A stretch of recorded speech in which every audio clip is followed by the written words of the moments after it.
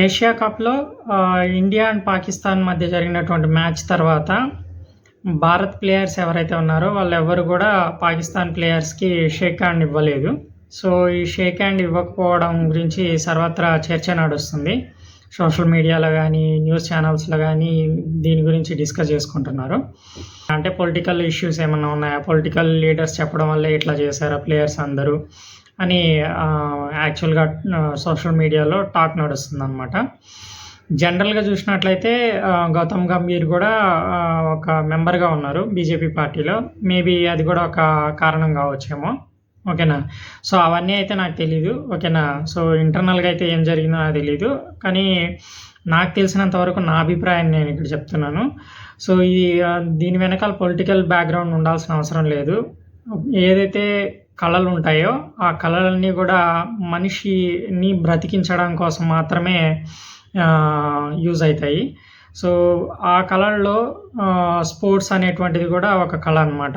So, ఈ కళ ఎవరైతే ఇండియన్ సిటిజన్ కావచ్చు, లేకపోతే అదర్ కంట్రీ సిటిజన్స్ కావచ్చు, ఎవరైనా కావచ్చు.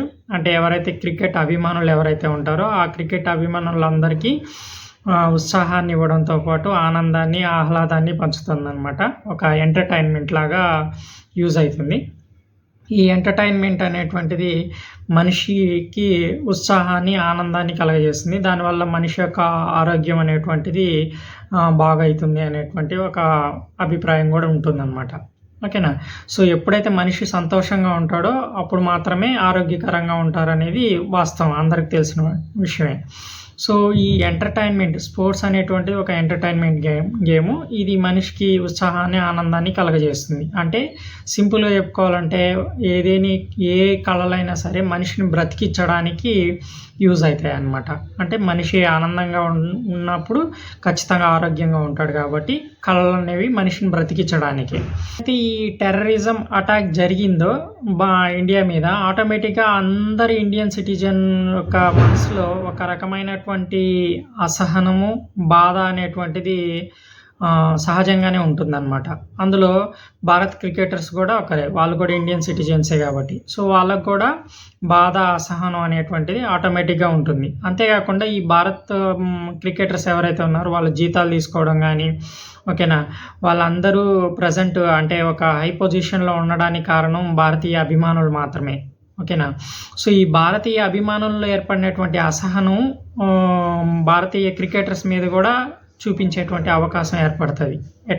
ఎలా అంటే ప్రతి ఒక్క భారతీయ పౌరుడు మేము మ్యాచెస్ చూడము అన్నారనుకోండి, అప్పుడు ఏమవుతుంది? ఇండియన్ క్రికెట్ టీం ఎవరైతే ఆడుతున్నారో వాళ్ళకి వాల్యూ లేనట్టే కదా. ఓకేనా. సో, అంటే ఏమవుతుంది అంటే ఇక్కడ అందుకోసమనే ఎవరైతే ఇండియన్ సిటిజన్స్ ఉన్నారో వాళ్ళు పాకిస్తాన్ తోటి మ్యాచ్ ఆడకూడదని కోర్టులో కూడా కేసు వేశారనమాట.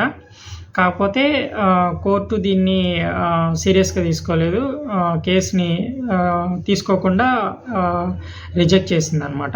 సో, ఎప్పుడైతే కోర్టు రిజెక్ట్ చేసిందో ఈ కేస్‌ని అప్పుడు మాత్రమే గవర్నమెంట్ అండ్ క్రికెట్ బోర్డు ఆడడానికి పర్మిషన్ ఇచ్చింది. ఓకేనా. అయినప్పటికి కూడా ఏమైతుంది అంటే ప్రతి ఒక్క భారతీయ క్రికెటర్ మనసులో ఎప్పుడైతే ఇండియన్ సిటిజన్స్‌కి అసహనం వచ్చిందో ఆ విధంగానే భారతీయ క్రికెటర్స్‌కి కూడా అసహనం ఉంటుంది కాబట్టి వాళ్ళకి కూడా ఆడడం ఇష్టం లేకుండా ఉండొచ్చు. మేబీ గవర్నమెంట్ అండ్ బోర్డ్ ఏదైతే ఉంటుందో, అంటే క్రికెట్ బోర్డ్ ఏదైతే ఉంటుందో వాళ్ళ యొక్క ఫోర్స్ వలన కానీ, లేకపోతే వాళ్ళు ఆడాలని చెప్పడం వలన కానీ ఆడుండొచ్చు. అంటే వేరే ఇంకా పాసిబిలిటీ లేకుండా ఉండడం వల్ల ఆడుండొచ్చేమో కానీ, సో, వాళ్ళకు కూడా కొంత మేర అసహనం ఉంటుంది. అయితే ఇక్కడ ప్రతి ఒక్కరూ క్వశ్చన్ చేసేది ఏంటి అంటే, ప్రతి ఒక్కరు అడిగే ప్రశ్న ఏంటంటే, ఇక్కడ టెర్రరిస్టులు ఎవరైతే ఇండియన్ సిటిజన్ మీద అటాక్ చేసినారో వాళ్ళు పాకిస్తాన్ క్రికెటర్స్ కాదు కదా. పాకిస్తాన్ క్రికెటర్స్‌కి టెర్రరిస్టులకి ఏం సంబంధం? సో, అది నిజమే. ఎవరైతే క్రికెటర్స్ ఉన్నారో పాకిస్తాన్ క్రికెటర్స్‌కి టెర్రరిస్టులకి ఎటువంటి సంబంధం లేదు. ఓకేనా. సో, అట్లాంటప్పుడు పాకిస్తాన్ క్రికెటర్స్ మీద అసహనం చూపించాల్సిన అవసరం లేదు మన క్రికెటర్స్. బట్ కానీ ఇక్కడ అట్లా మన క్రికెటర్స్ పాకిస్తాన్ క్రికెటర్స్ మీద అసహనం చూపించడానికి కారణాలున్నాయి. అదేవిధంగా అది సబబైంది అని నా అభిప్రాయం. ఎందుకంటే ఈ కళ అనేటువంటిది మనిషిని బ్రతికించడానికే, చంపడానికి కాదు. ఓకేనా?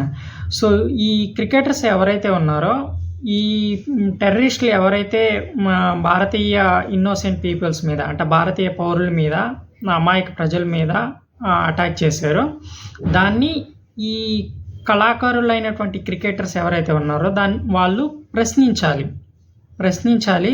దానికి వ్యతిరేకంగా మాట్లాడాలి. అది తప్పు అని చెప్పాలి. కానీ ఇక్కడ ఏమైంది అంటే, పాకిస్తాన్‌లోనే ఉన్నటువంటి కొంతమంది క్రికెటర్స్ దాన్ని సెలబ్రేట్ చేసుకున్నారు.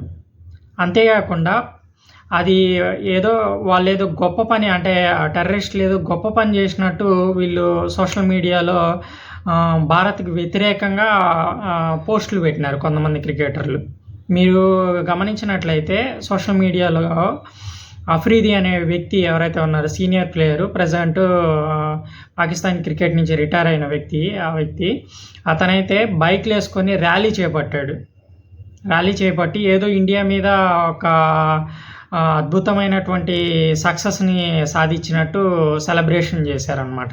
అంటే ఖండించకపోగా, అంటే జరిగినటువంటి టెర్రరిస్ట్ అటాక్ ఏదైతే ఉందో అది అమానుషం అని చెప్పి ఒక్క క్రికెటర్ కూడా మాట్లాడకపోగా, ఇండియా పాకిస్తాన్ పైన తీసుకున్నటువంటి చర్యలు ఏవైతే ఉన్నాయో దాంట్లో వీళ్ళు ఏదో సక్సెస్ సాధించినట్టు, అంటే పాకిస్తాను గవర్నమెంట్ ఏదో సక్సెస్ సాధించినట్టు బైక్ ర్యాలీలో సెలబ్రేషన్ చేసుకున్నారు. కొంతమంది క్రికెటర్స్ అయితే ఏకంగా సోషల్ మీడియాలో పోస్టులు పెట్టినారు.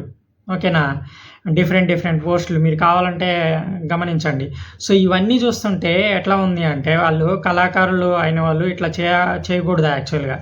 ఇది టెర్రరిస్టులు చేసినటువంటిది ఏదైతే అమానుషమో దానికంటే అమానుషమైనటువంటి చర్యలు వీళ్ళు చేసింది, క్రికెటర్స్ చేసింది. ఓకేనా? సో, దానివల్ల మన క్రికెటర్స్ ఎవరైతే ఉన్నారో వాళ్ళు వీళ్ళతో వ్యవహరించినటువంటి తీరు ఏదైతే ఉందో అది తప్పు పట్టడానికే లేదు. అది నాకైతే సబబుగా అనిపిస్తుంది అనమాట. ఒకవేళ మీకు ఎలా అనిపిస్తుందో ఒకసారి వీలైతే కామెంట్ చేయండి.